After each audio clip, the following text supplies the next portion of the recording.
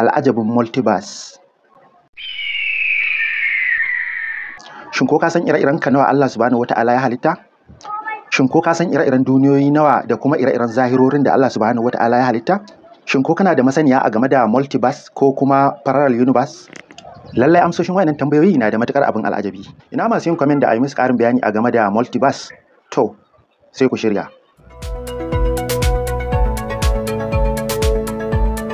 Kafin mu je ga amsa waɗannan tambayoyi, idan za mu iya tunawa a bidiyoyinmu na baya mun yi bayanai a game da yadda duniyarmu ta kasance ɗaya daga cikin duniyoyi 9 da suke kankame tare da kewaye tauraruwarmu wato rana. Kuma mun yi bayani a game da yadda kowace tauraruwa ta kasance tana da duniya ɗaya alal aƙalla ko kuma ma duniyoyi a tare da ita wadda suke kewaya ta kamar yadda duniyarmu ke kewaye ta mu tauraruwar. Kazalika kowace tauraruwa na da unguwar da take ciki abinda muke kira da galaxy wadda shi ma mun yi bayaninsa a baya. Abin da ke nufin dandazon taurari da suke kankama a guri ɗaya tare da kewaya black hole wadda shi kuma ya kasance a tsakiyarsu. To su kansu wannan unguwar taurari suna da ƙungiya wadda wannan dandazon ƙungiyar tasu gaba ɗaya shi ake kira da universe ko in ce zahiriya. Domin kuwa duk wani abu da muke iya ji da gani ya kasance a cikin zahiriyarmu. Don haka masana ilimin kimiyya na ganin cewa ita kanta universe ba fa guda ɗaya bace ko biyu ko uku bace, face yawanta ya zarce duk wani adadi. Wadda hakan shine abin da ake nufi da multiverse ko kuma in ce mabambantan zahirori. Sa'an nan kowace daga cikin universe ɗin da ke cikin multiverse ta kasance iri ɗaya, ma'ana dai abin da ke cikin wannan shine a cikin waccan. Hakan fa yana nufin da ni da kai da duk wani abu da ka sani ka taɓa gani ka taɓa ji ko ka taɓa taɓawa to akwai irinsa a babu adadin sauran universe ko in ce zahirorin da ke multiverse. Wani abin al'ajabi kuma shine dukkanin babu adadin ɗimbin universe ɗin nan suna wanzuwa ne a lokaci ɗaya. Ma'ana dai a tare. Wannan shi ake kira da parallel universe. Akwai abubuwan al'ajabi da yawa da ke yawan faruwa wadda masana ke zaton cewa wata universe ɗin ce ke shiga cikin wata universe ɗin a cikin wani ɗan takaitaccen lokaci. Amma fa ba lallai ne a ce irinka da ke wata universe ɗin ya mallaki dukkanin irin abin da ka mallaka a wannan universe ɗin ba. Ba abin mamaki bane ba kuma a samu kwafinka wato irinka a wata universe ɗin a matsayin soja ko ma a matsayin shugaban ƙasa. Mai yiwuwa ne kuma a ce wacce ka fi tsana a wannan universe ɗin a wata universe ɗin kuma ita ce matarka. Amma dai a zahiri kamar yadda ka wanzu haka suka wanzu su ma babu adadi.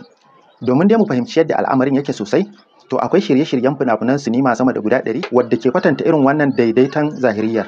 Ga masu son ƙara samun wayewa a game da yadda al'amarin yake za su iya kallon waɗannan fina-finan kamar irin su Spider-Man animated series ɗin kuma episode ɗin No Way Home, ko fim ɗin The Flash, ko shirin fim ɗin Doctor Strange, ko kuma na Another Earth, ko na Mr. Nobody, ko irin su The One da dai sauran makamantansu rututu.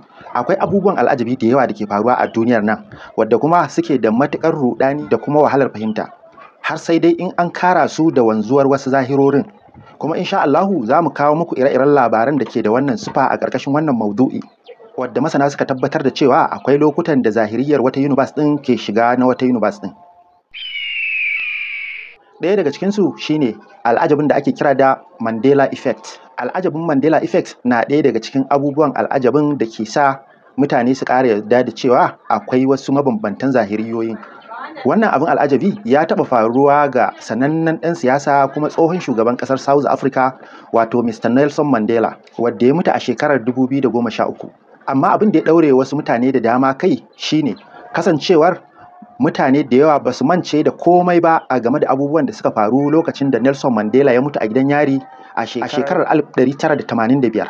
Mutanen da ke wancan ikirarin na iya tunawa har da lokacin bikin jana'izarsa da kuma irin kalaman ratsa zuciyar da matarsa ta faɗa a game da shi yayin bikin jana'izar tasa. To a takaice dai Nelson Mandela ya mutu sau biyu kenan, kamar yadda wasu mutanen suke iya tuna ɗaya wasu kuma suke iya tuna ɗayan, wadda kuma zahiri hakan ya cika abin mamaki. Ba iya Mr. Nelson Mandela ba, ire-iren waɗannan abubuwa ya jima yana faruwa akan abubuwa da yawa, musamman abubuwan yau da kullum. Misali, yanzu da za ka yi bincike ka dubo adadin jihohin da ke ƙasar Amurka, za ka tarar da cewa jihohi 50 ne daidai. Sai dai kuma dubunnan dandazon mutane 'yan ƙasa da ma wadda ke ƙetaren ƙasa na cewa iya abin da suke iya tunawa a rayuwarsu shine ƙasar Amurka na da jiha 51.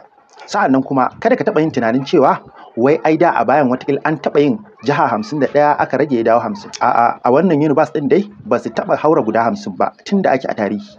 wadda hakan ke haska mana cewa kila dai a wata universe din jihohin Amurka 51 ne.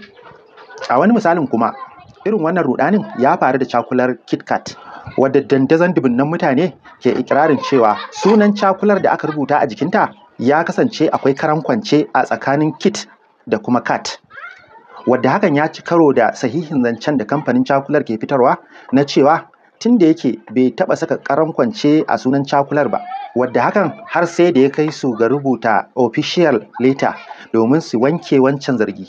Ga masu son jin ƙarin bayani a game da abin da ake kira da Mandela Effect, akwai fejinan yanar gizo-gizo da yawa wadda aka sadaukar musamman akan wannan maudu'i, wadda za ka iya samun tarin labaran abubuwan al'ajabi wadda suka yi daidai da wancan lamari na Mandela Effect. Kila ma kai kanka ko ke kanki kin taɓa haɗuwa da irin wannan rudani na Mandela Effect. Waɗannan misalai na haska mana na cewa tabbas ana samun casgaro a wajen zahiriyar mu. A bidiyo na gaba za mu kawo muku ƙarin wasu labarai wadda suka zama hujja a game da wanzuwar mabambantan zahirori wato multiverse. Daga cikinsu akwai abubuwan da suka shafi mafarkai, akwai abubuwan da suka shafi abin da ake cewa deja vu, wato kana tunanin cewa wani abu da ka gani ko kuma kake yi a yanzu ka taɓa yin sa a baya, ko kuma ma wani abu da ka aikata kana ganin cewa ai tun kafin ka aikata shi ka gani ko ka sani cewa ga ma abin da zai faru.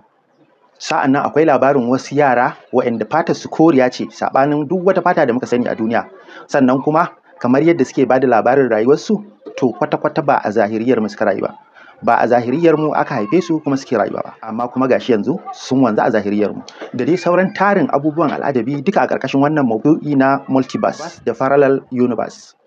A tare da ku Junaidu Tanko, ana tare.